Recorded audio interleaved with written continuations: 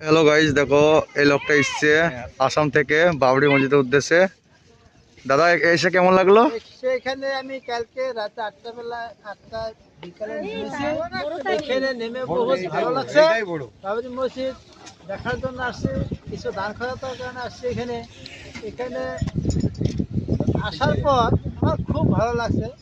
বাবরি মসজিদ খান আল্লাহ তাআলা বানাবার জন্য তৌফিক দান করুক, আমি এটা কামনা করি।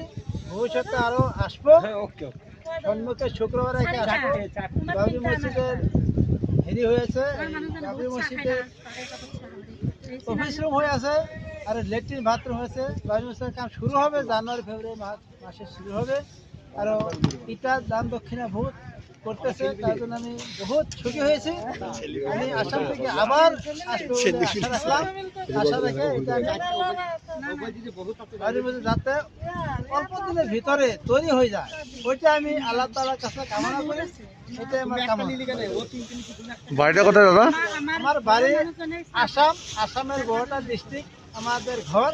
আমি ওখান থেকে ট্রেনে এসেছি। ট্রেনে আসা বিরাট ভালো লাগছে আর কি। এখানে মানুষের ব্যবহার পাতি বহুত ভালো লাগছে, আমি খুশি হয়েছি। থাকার জন্য জায়গা আছে। আমি রাতটা কুম্ভর সময় সব মাখা আমার এরপরে দিছে, খাদ্যও দিছে। আমি এখানে খাই ইন্টারেস্ট রাখছি। আমি এখানে মানুষ বিরাট ভালো লাগছে। আশা করি যে আমাদের ওখানকে লোক আসলে আপনারা অল্প সহযোগ করবেন, বহুত ভালো হবে।